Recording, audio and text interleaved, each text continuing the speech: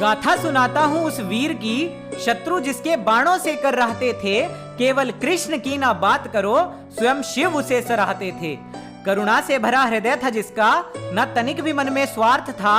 तीनों लोक में प्रशंसा पाने वाला, मेरे माधव का वो पार्थ था। रावण इंद्र थे पराजित जिनसे, 3 करोड़ निवात कवचों पर अकेला ही वो भारी था। अरे शिव को अपने धनुष से खींचने वाला, वो मेरा गांडीवधारी था, वो मेरा गांडीवधारी था। योद्धा तो थे श्रेष्ठ बहुत, पर मैं क्यों अर्जुन अर्जुन गाता हूँ। महाभारत के उस महासमर से 14वें दिन का वृतांत सुनाता हूँ। अभिमन्यु की निर्मम हत्या से अर्जुन की भीषण हुंकार हुई। सूर्यास्त कल का नहीं देखेगा जयद्रथ, गांडीव की भयंकर टंकार हुई। अर्जुन की प्रतिज्ञा से धरती उस दिन कांप गई, और रणभूमि में होने वाले तांडव को कुरुसेना थी भांप गई। रुद्र तांडव जैसा उस दिन युद्ध बड़ा ही क्रूर था, और श्रेष्ठ होने का उस दिन कईयों का वहम भी दूर था। कौरव योद्धा लगे विचारने, कैसा भयंकर क्षण होगा जब अर्जुन उतरेगा रणभूमि में, जीवन नहीं मरण होगा।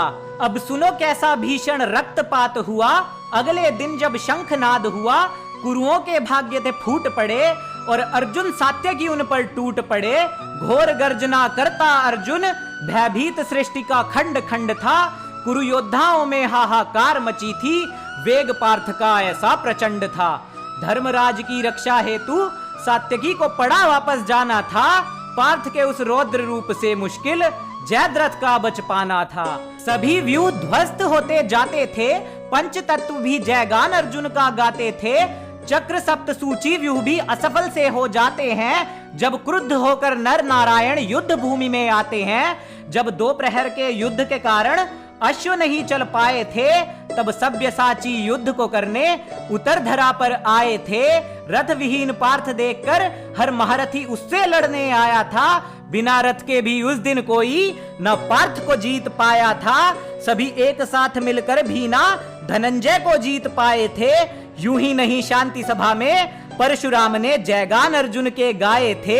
अरे रथ विहीन होकर भी पार्थ सभी महारथियों पर भारी था। अरे गौर से सुन लो कथा ये बंधु, कैसा मेरा गांडीवधारी था, कैसा मेरा गांडीवधारी था। अब आगे का वृतांत सुनाता हूं। जब दुर्योधन पार्थ समक्ष आया था, गुरु द्रोण ने रक्षा हेतु ब्रह्म कवच पहनाया था। फिर अब अर्जुन अपने अग्रज से बोले, व्यर्थ में ही आज प्राण अपने गवाओगे। ये द्यूत नहीं है समरांगण है, मेरे हाथों मारे जाओगे। ब्रह्म कवच जैसे संकट को जिष्णु ने फिर टाला था। अपने तीव्र बाणों से उसने खुद के अग्रज को बींध डाला था।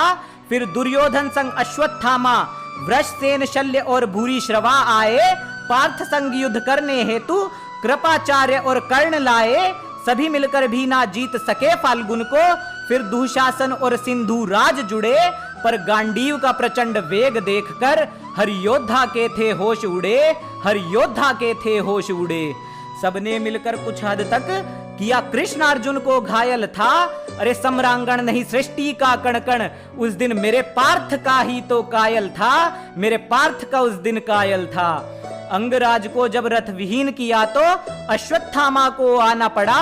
परास्त होकर जिष्णु से अंगराज को अश्वत्थामा संग रणभूमि से जाना पड़ा। सूर्य ढलने को आया था, पर पार्थ का शौर्य अभी भी जारी था। अरे 8 महारथी जिससे डरकर भागे, वो मेरा गांडीवधारी था, वो मेरा गांडीवधारी था। अर्जुन गिराने लगे जो शीश सिंधुराज का, माधव बोले पार्थ तनिक विचार करो। व्यर्थ अपना बलिदान देकर ना पांडव सेना को लाचार करो। जो धरा पर गिरा शीश सिंधुराज का, अनर्थ प्रचंड हो जाएगा। वृद्ध क्षत्र के वरदान के कारण तुम्हारा मस्तक खंड खंड हो जाएगा। तब विभत्सु ने क्रोध में आकर समस्त रण क्षेत्र को हिला दिया, और जयद्रथ का शीश उन्होंने पिता वृद्ध क्षत्र की गोद में था गिरा दिया। अब पूछता हूं उन योद्धाओं से जिन्होंने खुद को पार्थ से श्रेष्ठ बताया था, क्यों अर्जुन के भय के कारण तुमने सिंधु राज को छुपाया था? अरे श्रेष्ठ होते तो जाकर सीधे पार्थ की छाती पर तन जाते तुम। योद्धाओं की भांति युद्ध को करते, ना सिंधु राज को छुपाते तुम। अरे धर्म की खातिर लड़ा सदा ही ना श्रेष्ठ कभी खुद को बताता था। युद्ध कौशल को देख स्वयं इंद्र जिसके आगे नतमस्तक हो जाता था। हर धर्म परायण व्यक्ति जिसका सदा ही आभारी था। अरे योद्धाओं में सबसे उच्च वो मेरा गांडीवधारी था, वो मेरा गांडीवधारी था।